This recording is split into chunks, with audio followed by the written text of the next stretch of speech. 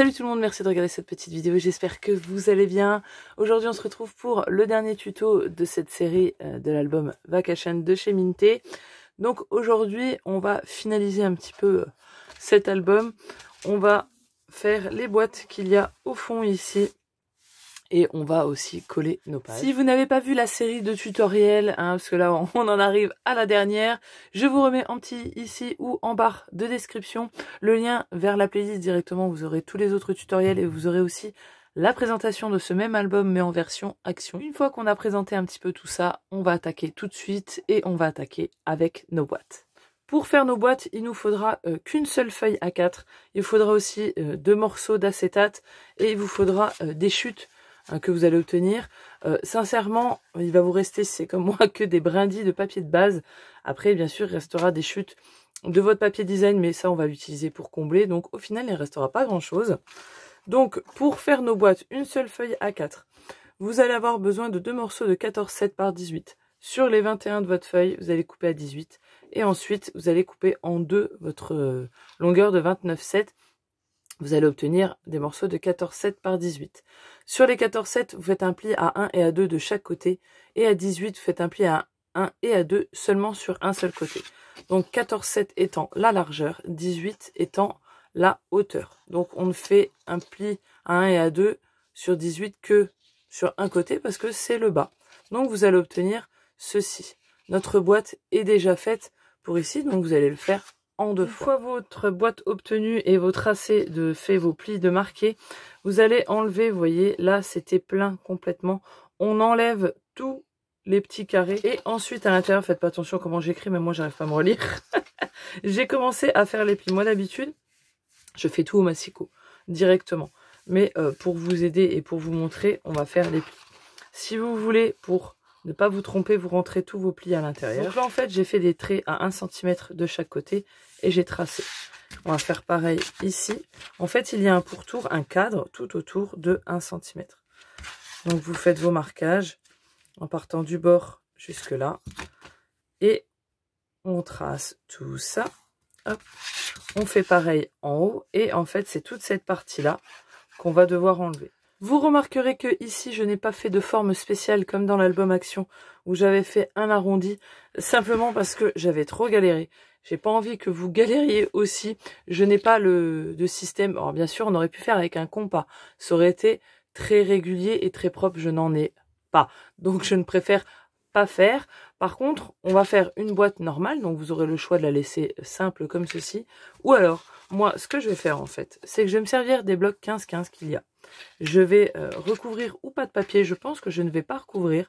Je vais la laisser telle qu'elle.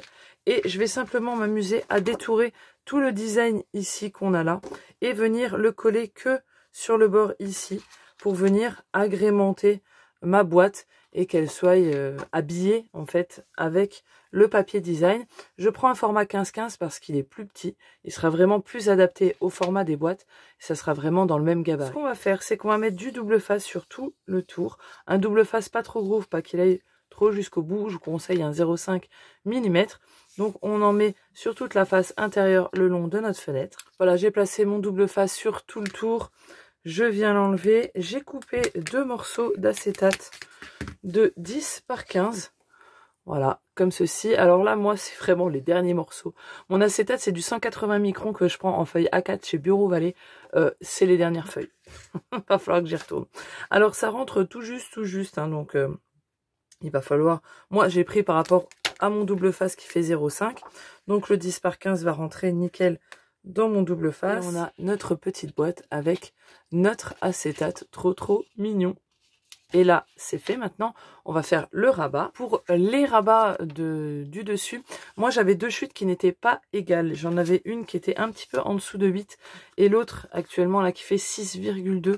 Donc, moi, j'avais noté, donc quand j'ai fait l'autre album, 2 morceaux de 8 par 10,7. Seulement, je n'en avais aucun qui fait 8. Je les ai sûrement utilisés avant. Donc, celui, le plus petit, qui fait 6,2, ça va aussi. Vous voyez, j'ai fait mon pli à 1 et à 2. Je vais vous montrer ça après. Ça donnera ceci. Je trouve que c'est largement assez.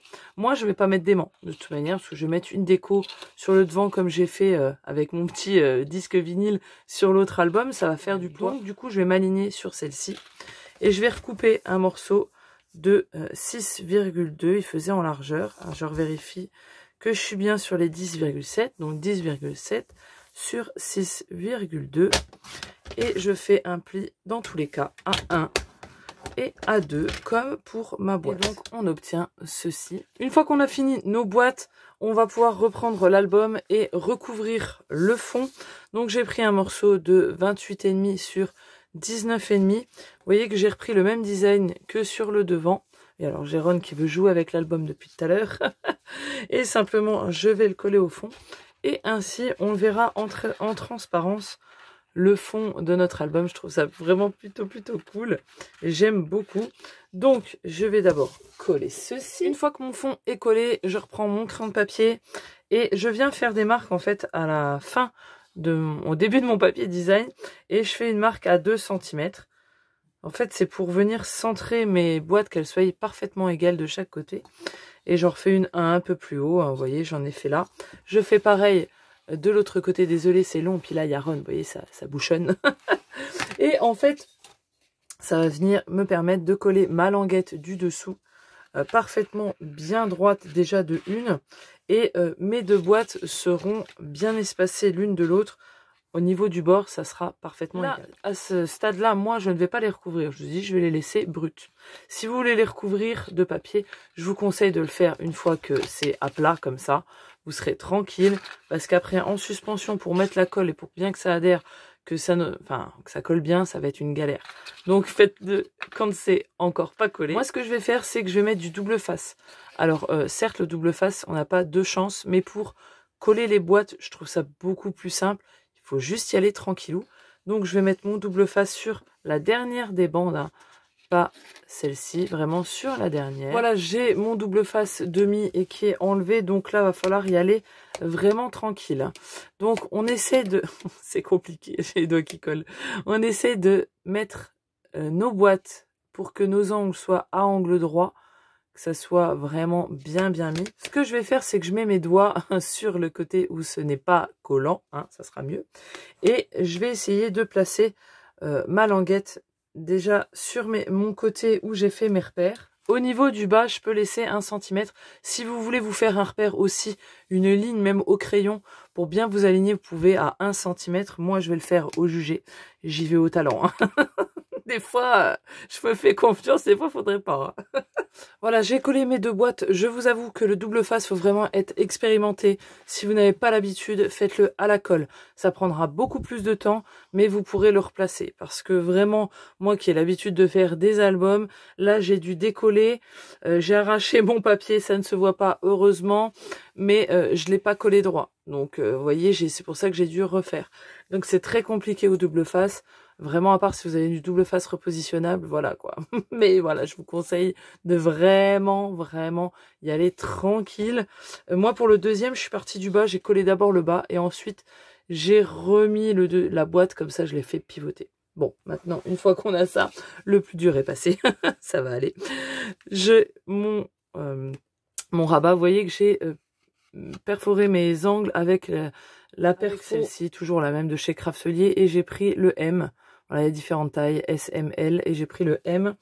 Et simplement, je vais venir le mettre, pareil, je vais le coller donc en dessous. Donc, je vais venir aligner ma pliure ici, juste à ras de ma boîte là. Et je vais faire attention à ce que ça soit droit. Donc, je regarde que je sois bien d'un côté et que je sois bien de l'autre. Que je sois vraiment centré. Hop, on y va au jugé. Ouais, je suis à peu près bien. C'est pas fort droit, mais ça sera pas mal. Vous voyez, ça donne ceci. Et bien sûr, on fait pareil pour l'autre. Alors là, vous voyez, ça rebique. Il n'y a pas encore le papier design. Pareil, si vous voulez mettre votre papier design avant, faites-le. Moi, j'ai l'habitude. C'est pour ça que je le mets après et que des fois, comme je vous dis, j'ai trop confiance en moi. Plutôt, je suis tête en l'air, je fais plus attention. Je suis dans le feu de l'action. Et on se retrouve avec nos deux boîtes qui sont faites. Dedans viendra s'ajouter, si vous le voulez, des espaces photos. Vous voyez que ça rentre nickel dedans. comme ceci, ou justement un espace de stockage pour mettre tous les restes de photos que vous n'aurez pas réussi à mettre dans cet album. Eh bien, vous pourrez venir les stocker ici, venir les récupérer et venir les feuilleter tout simplement. Une fois qu'on a fait ça, il vous restera plus qu'à mettre le papier design et à mettre une déco ici si vous voulez. Vous servez de stickers, de dice, de ce que vous avez envie. Comme je vous ai dit, vous pourrez mettre des scratchs ici ou des aimants en dessous, vraiment là sur les bords ou même ici. Ça, c'est vous qui voyez. Moi, je n'ai pas la taille appropriée, donc je n'en mets pas. Et puis de toute manière, j'avais pas envie d'en mettre. J'allais oublier de vous montrer que j'ai détouré mes 2 feuilles à 4. Hein. Vous voyez, j'ai pris mes 2 feuilles 15-15. J'ai pris celle où il y avait la petite chaise. Et donc, j'ai détouré pour que ça soit à peu près à la bonne longueur ici. Et hauteur, l'autre, j'ai pris le flamant rose pour que ça soit vraiment aussi à la même hauteur ici. Et donc, j'ai fait les 2 coins comme ça. Donc, simplement, je vais mettre de la colle sur le côté. Comme je vous ai dit, je vais juste coller le bord. Et comme ça, ça vient habiller notre petite boîte. Je laisse une petite marge pour qu'on voie le papier de base en dessous. Hop, comme ceci. Et je fais pareil de l'autre côté. Voilà un petit peu ce que ça rend à la fin, vous voyez. Donc ça rend comme ceci. J'ai recouvert, je me suis servi du reste du papier 15-15 pour faire le devant et le derrière.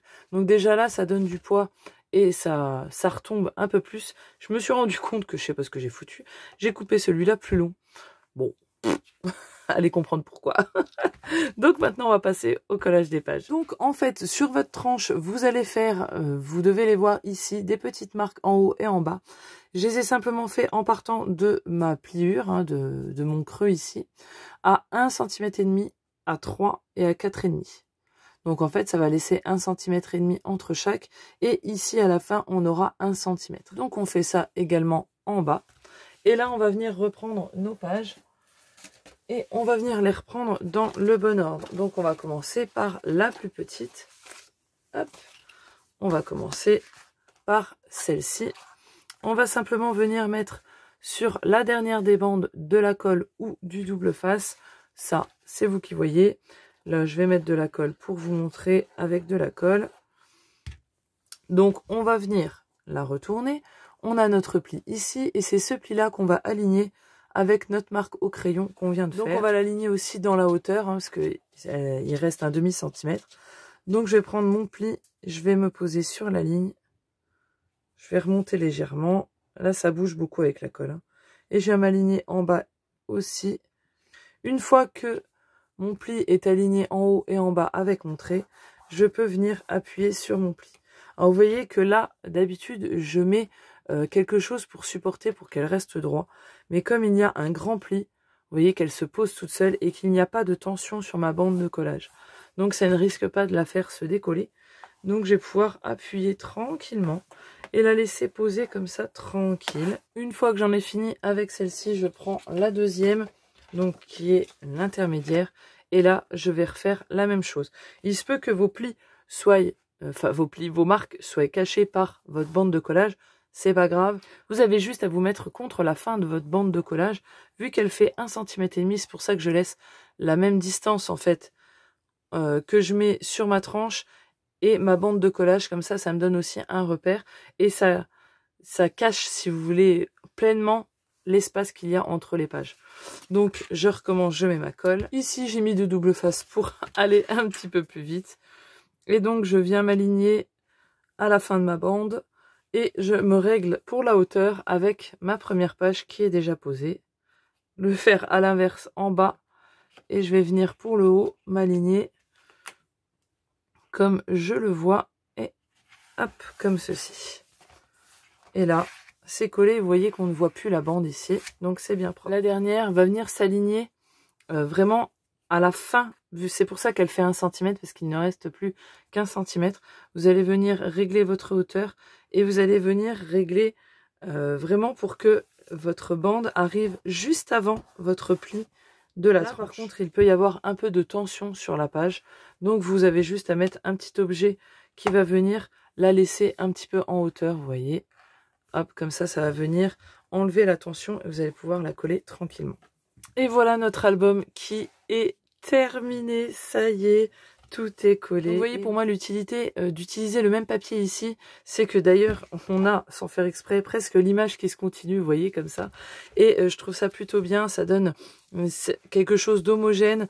Et j'aime vraiment bien. On a rajouté de l'épaisseur ici, donc par rapport à l'autre, ça fait un petit peu plus surélevé légèrement. Je vais finir de rapiécer tous mes petits morceaux de papier que je n'ai pas mis. Et puis voilà, pour cet album, on en a terminé. J'espère en tout cas que ça vous aura plu, que vous aurez pris plaisir à le réaliser, à utiliser ces magnifiques papiers.